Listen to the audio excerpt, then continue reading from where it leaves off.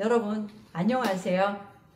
오늘 함께 나눌 말씀은 예수님의 몸된 교회의 역사 속에서 예수님의 재림에 관하여 예언하신 말씀입니다. 성경은 예수님의 재림을 가리켜서 추수 때라고 비유하는데요. 이는 예수님께서 재림하실 때 물과 성령으로 거듭나서 거룩함을 쫓은 성도들을 영생의 부활 열매로 추수하시기 때문입니다. 마태복음 3장 11절. 나는 너희로 회개케 하기 위하여 물로 침례를 주거니와 내 뒤에 오시는 이는 나보다 능력이 많으시니 나는 그의 신을 들기도 감당치 못하겠노라. 그는 성령과 불로 너희에게 침례를 주실 것이요 손에 키를 들고 자기의 타작마당을 정하게 하사 알곡은 모아 곡간에 들이고 쭉정이는 꺼지지 않는 불에 태우시리라. 예수님의 재림은 곡식 중에서 알곡과 쭉정이를 구별하는 추수때라고 하셨어요. 알곡들은 하나님의 마다들과 같은 영화롭고 신령한 몸으로 부활하거나 변화될 것이며 하나님이 낳으신 첫 열매에 연합된 자들로서 장자들의 천국 총회에 참여할 것입니다. 그 천국에 관한 비밀이 마태복음 13장의 7가지의 비유로 기록되고 있습니다. 마태복음 13장 9절. 귀 있는 자는 들으라 하시니라. 제자들이 예수께 나와 가로되 어찌하여 저희에게 비유로 말씀하시나이까. 대답하여 가라사대 천국의 비밀을 아는 것이 너희에게는 허락되었으나 저희에게는 아니 되었나니 무릇 있는 자는 받아 넉넉하게 되되 무릇 없는 자는 그 있는 것도 빼앗기리라. 그러므로 내가 저희에게 비유로 말하기는 저희가 보아도 보지 못하며 들어도 듣지 못하며 깨닫지 못함이니라. 예수께서 천국의 비밀을 비유로 가르치신 이유는 마음과 귀에 할례를 받지 못한 사람들에게 깨닫지 못하게 하시기 위함이라고 말씀하셨어요. 하나님의 은혜와 진리를 가볍게 여기는 신자들에게도 깨닫지 못하게 하셨습니다. 거룩한 것을 개에게 주거나 진주를 돼지에게 주면 도리어 짓밟기 때문이라고 하셨어요. 그런데 예수님께서는 구약의 의인이나 선지자들도 이 천국의 비밀을 듣거나 보지 못했다고 증거하셨습니다. 마태복음 13장 16절. 그러나 너희 눈은 봄으로 너희 귀는 들음으로 복이 있도다. 내가 진실로 너희에게 이르노니 많은 선지자와 의인이 너희 보는 것들을 보고자 하여도 보지 못하였고 너희 듣는 것들을 듣고자 하여도 듣지 못하였느니라. 하나님 야훼께서는 자기의 비밀을 그종 선지자들에게 보이지 아니하시고는 결코 행하심이 없으실 것이라고 말씀하셨어요. 구약의 선지자들과 의인들은 하나님의 말씀을 듣고 환상을 보기도 했었고 죽기까지 충성했는데요. 그들은 왜 천국의 비밀을 듣거나 볼 수가 없었을까요? 마태복음 13장 34절.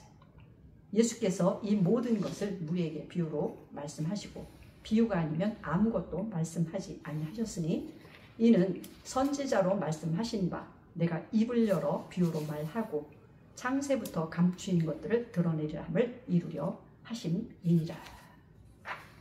예수께서 가르쳐 주신 천국의 비밀은 창세부터 예수께서 초림하셔서 이 비밀을 가르쳐 주시기 전까지는 감추어진 것입니다. 천국 비유는 하나님의 시각으로 보시고 예고하신 교회사의 비밀입니다. 영적인 눈과 귀가 없는 자들은 초림 때에도 그러했듯이 재림 때에도 여전히 천국이 어떻게 완성되는지 그 비밀을 깨닫지 못할 것이라고 하셨어요. 그 천국 비유 7가지 중 첫 번째 비유를 알아보도록 하겠습니다. 마태복음 13장 3절. 예수께서 비유로 여러 가지를 저희에게 말씀하여 가라사대 씨를 뿌리는 자가 뿌리러 나가서 뿌릴때 덜어는 길가에 떨어짐에 새들이 와서 먹어버렸고 덜어는 흙이 얇은 돌밭에 떨어짐에 흙이 깊지 아니하므로 곧 싹이 나오나 해가 돋은 후에 타져서 뿌리가 없으므로 말랐고 덜어는 가시떨기 위에 떨어짐에 가시가 자라서 기운을 막았고 덜어는 좋은 땅에 떨어짐에 혹 100배 혹 60배 혹 30배의 결실을 하였느니라. 이 천국 비유에서 곡식씨는 처음에 전파된 진리를 비유하는데요. 시에는 배화와 배젖이 있듯이 사도들이 전한 예수님과 복음에 관한 진리가 배화에 비유됩니다. 산상수훈에서 하나님의 성전을 세우는 가르침에서는 주초, 기초, 터에 비유되는 진리입니다. 진리의 성령이 처음으로 신자들 안에 부어짐으로써 예루살렘의 교회가 세워진 오순절 명절에 12사도가 함께 선포한 말씀이 곡식시라는 것입니다. 12사도의 설교를 듣고 예수 이름으로 침례를 받자 그날에 제자들의 수가 3,000명이나 더해졌습니다. 마태복음 13장 24절. 예수께서 그들 앞에 또 비유를 베풀어 가라사대 천국은 좋은 씨를 제밭에 뿌린 사람과 같으니 사람들이 잘 때에 그 원수가 와서 곡식 가운데 가라지를 덧뿌리고 갔더니 싹이 나고 결실할 때에 가라지도 보이거늘 집주인의 종들이 와서 말하되 주여 밭에 좋은 씨를 심지 아니하였나이까? 그러면 가라지가 어디서 생겼나이까? 주인이 가로되 원수가 이렇게 하였구나. 종들이 말하되 그러면 우리가 가서 이것을 뽑기를 원하시나이까? 주인이 가로되 가만두어라.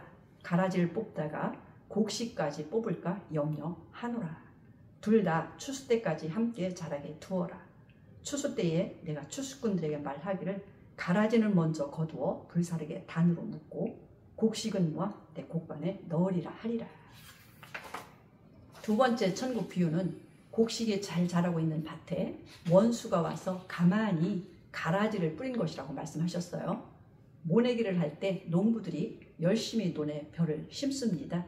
그런데 얼마 후에 논을 보면 농부들이 심지 않은 피가 함께 자라는 것을 보게 됩니다. 피는 벼와 비슷해서 도시인들은 구별하기가 정말 어려워요. 그러나 열매가 맺힐 때에는 확연히 구별이 됩니다.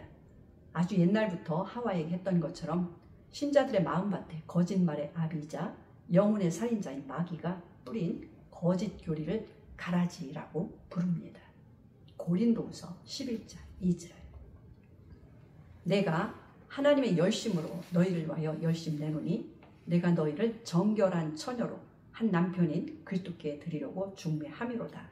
뱀이 그 간계로 이와를 미혹한 것 같이 너희 마음이 그리스도를 향하는 진실함과 깨끗함에서 떠나 부패할까 두려워하노라. 만일 누가 가서 우리의 전파하지 아니한 다른 예수를 전파하거나 혹 너희의 받지 아니한 다른 영을 받게 하거나 혹 너희의 받지 아니한 다른 복음을 받게 할 때에는 너희가 잘 용납하는구나. 예수님께서는 산상수훈에서 심판 때에 예수 이름으로 수많은 기사와 이적을 행한 선지자들에게 불법자들아 내가 너희를 도무지 알지 못하니 내게서 떠나가라 하고 책망하실 것이라고 말씀하셨어요.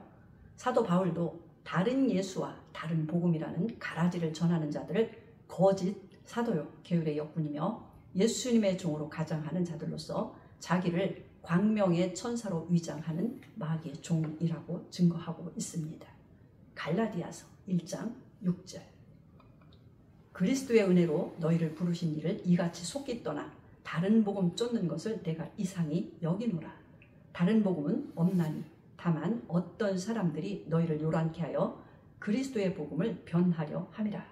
그러나 우리나 혹 하늘로부터 온 천사라도 우리가 너희에게 전한 복음 외에 다른 복음을 전하면 저주를 받을지어다. 우리가 전에 말하였거니와 내가 지금 다시 말하노니 만일 누구든지 너희의 받은 것 외에 다른 복음을 전하면 저주를 받을지어다. 이제 내가 사람들에게 좋게 하랴 하나님께 좋게 하랴. 사람들에게 기쁨을 구하랴. 내가 지금까지 사람의 기쁨을 구한 것이었으면 그리스도의 종이 아니니라.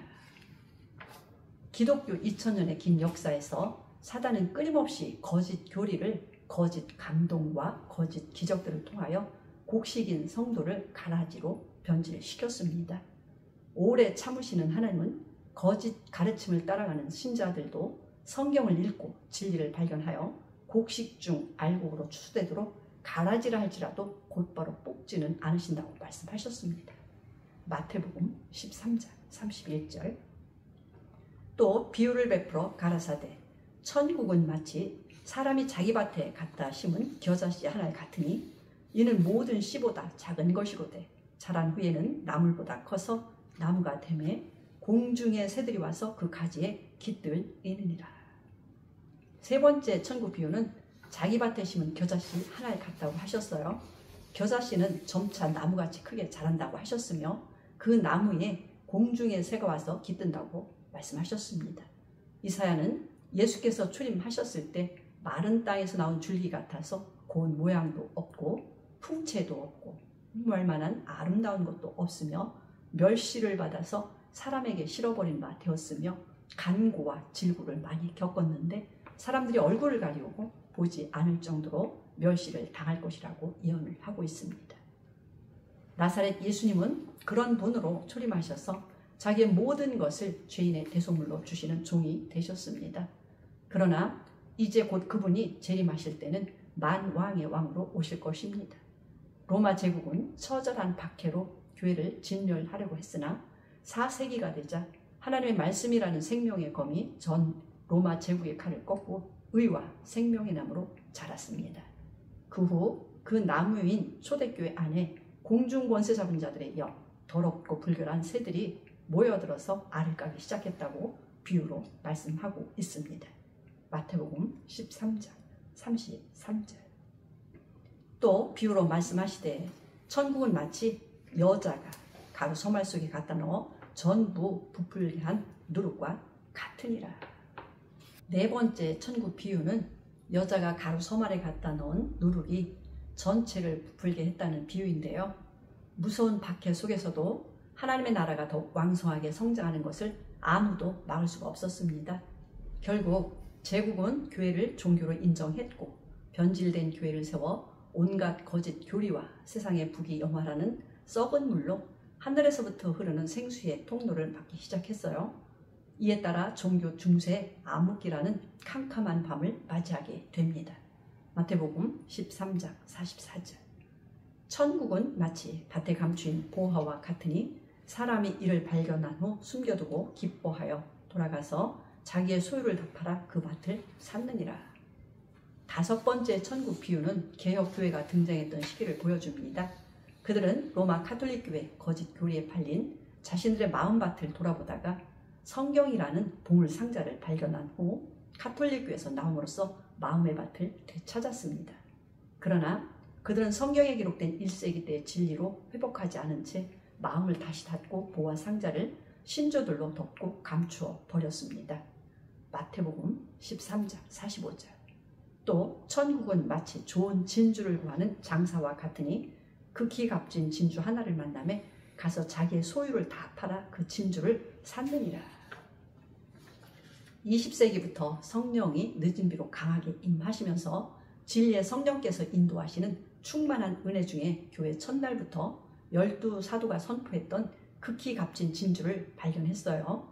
진주가 하나이듯 초대교회와 말세의 교회는 오직 하나, 한 세 사람, 한 신부입니다. 그들은 바벨론이라는 어미 음녀나 그녀의 딸들이 아니라 하늘의 예루살렘의 진리로 거듭난 아들들입니다. 마태복음 13장 47절. 또 천국은 마치 바다에 치고 각종 물고기를 모는 그물과 같으니 그물에 가득함에 물가로 끌어내고 앉아서 좋은 것은 그릇에 담고 못된 것은 내어 버리느니라. 세상 끝에도 이러하리라. 천사들이 와서 의인 중에서 악인을 갈라내어 풀무불에 던져 넣으리니 거기서 울며 이를 갈미 있으리라. 베드로는 그물을 던질 때 예수님의 부르심과 택하심을 받았고 천국 열쇠를 받았어요. 그는 예루살렘과 사마리아와 이방인에게 동일한 복음을 전하는 영혼 낚는 업으로서 복음의 그물을 던졌습니다. 사도 요한은 던졌던 그물을 수설하는 중에 부르심과 택하심을 받았어요. 그는 그물을 원래의 진리대로 회복시키는 사역을 했습니다. 예수께서 다시 오실 때 처음부터 뿌려진 진리의 씨를 받은 자들 중 알곡은 데려가실 것이며 가라지와 쭉정이는 불에 던져질 것이라고 말씀하셨어요. 그러므로 여러분은 성경에 기록된 말씀대로 회복된 비밀이 무엇인지 찾으셔서 진리 안에서 주님을 뵙는 은혜가 충만하시기를 축복합니다. 감사합니다.